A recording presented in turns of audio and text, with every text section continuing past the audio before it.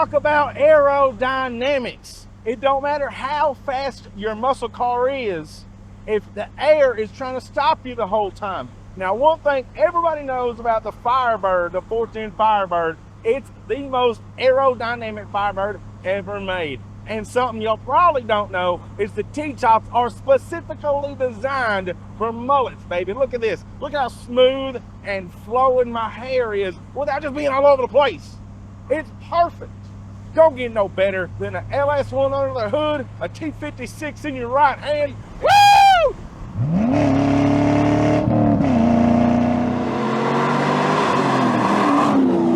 This is the last Firebird Firehawk ever made. And that is a 3-inch duckbill spoiler that I just installed from a Hawk Motorsport. Not sponsored, had to buy it myself. This here is a portable smoke machine, which we can route through some 5/8 fuel line and actually do some mobile wind tunnel testing. Does that spoiler work? How does it work? How much does it affect the aerodynamics of the total car? Let's find out.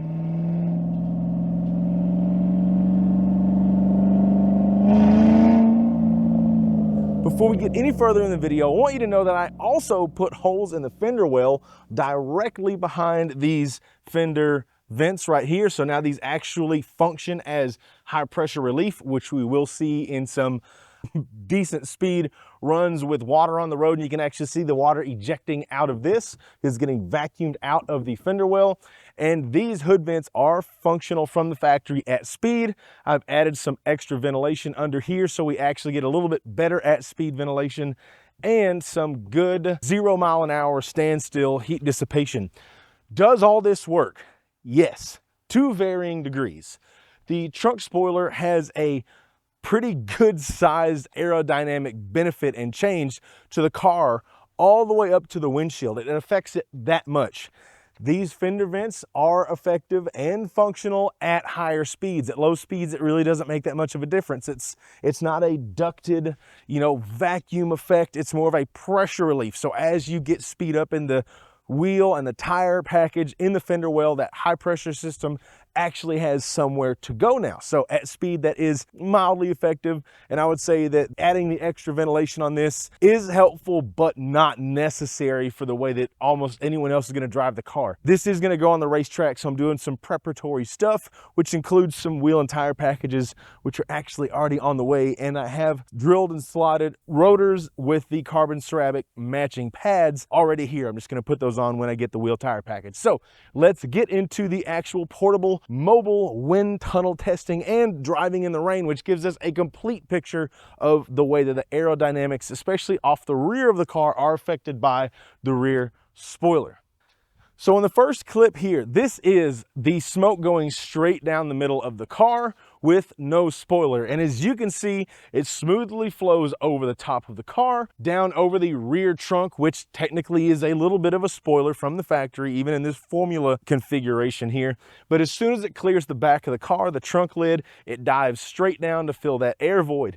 That is going to create lift on the back of the car. Where the air is going in one direction, there's a force being applied against the car in the other direction. So if the air is going down, the car is getting pulled up. And now if we look here and we put the smoke off to the side, pretty much in line with my seating position on the driver's seat, the smoke actually comes over to the side. It goes around the side mirror, the side glass, over the rear haunch, and then comes back over the rear trunk lid once again to recollect and remerge with the rest of the air. It just completely rolls off the side of the car and then goes back around. And now with the spoiler, with the air going straight down the middle, you can see that it hits the spoiler area. It creates a high pressure system, and it is still nice and smooth flowing air. It doesn't disrupt the air and get it into a big puff cloud. It's still a nice flowing, smooth line of air, but now it gets kicked up and it stays up higher or even with where it left the trunk, which means the air on the sides and or the bottom of the car are now pulling up to meet the air off the back of the spoiler. After all, that's why they're called spoilers. They spoil the airflow off the top of the car. And that's exactly what it's doing here. It seems to be designed really well so far, just off these initial results. Let's go a little bit further and actually put that smoke back over on the driver's side where we had it earlier.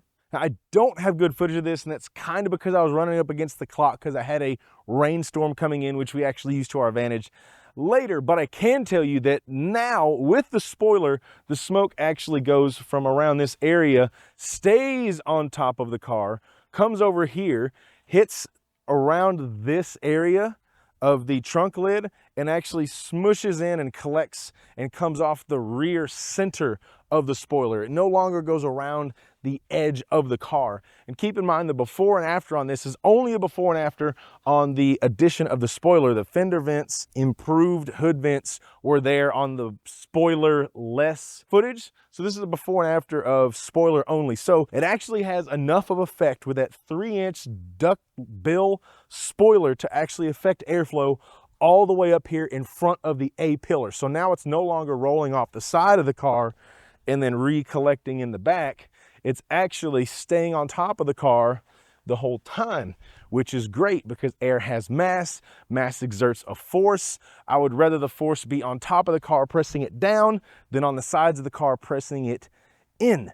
The more air we can get to go up over the top, nice and smooth, come off the trunk nice and smooth and stay up so that the air under the car can get vacuumed out from under it, actually creating a sucking force, the better.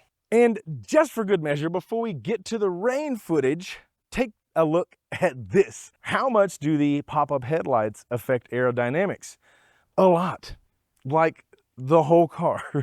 Basically, if I leave the headlights down without a spoiler or with a spoiler, the air flows as it should. As soon as I pop those headlights up, it all just turns into this messy, disrupted, not smooth, not laminar flowing, just real disrupted air all the way starting up here, which does affect the entirety of the rest of the top and sides of the car. So the pop-up headlights do basically ruin the aerodynamic advantage of this arrowhead look, but I mean, it's pop-up headlights and I'm not running 100 plus in the middle of the night, so who cares? I don't even stand out here. No one gives me a second look. They just think it's another guy. It's just another guy in the neighborhood out here in old Piney Woods, East Texas. Ain't nothing weird about what they're seeing in front of their eyes. Yeah. Now let's go to the rain footage. So first things first, we're gonna do a relatively high-speed run here. So you can see the water of the car starts at the top of the spoiler and it stays up there at the top of the spoiler. We come down a little bit, we can see a gap where there's almost no mist or water vapor in that area I was talking about coming off of the rear quarter of the car. I do believe that this is caused by, and you can see here in the footage that it does appear to be caused by an actual vortex being generated, which is closing down and eliminating that vacuum behind the car in that portion. If we come down a little bit more, we can see that even water and the mist and the air that was coming off of the dirty air, so to speak, coming off of the rear tire and everything that is affected by the rear tire at the back of the car, you can see that actually collects down and comes in towards the center of the airstream here. It's not just going up in the air, wafting around and coming back down. It's not blowing out to the sides. From the top of the car, the sides of the car, the bottom of the car, everything is collapsing back down into a slightly triangular cone shape. Because if that air was blowing off to the sides or staying up in the top or wafting up and then falling back down, that means that that air is slowing down quite a bit coming off of the car, which means it's leaving the effect of drag and slowing the car down. The faster you move air, the more viscous it becomes, starts to act more like a fluid.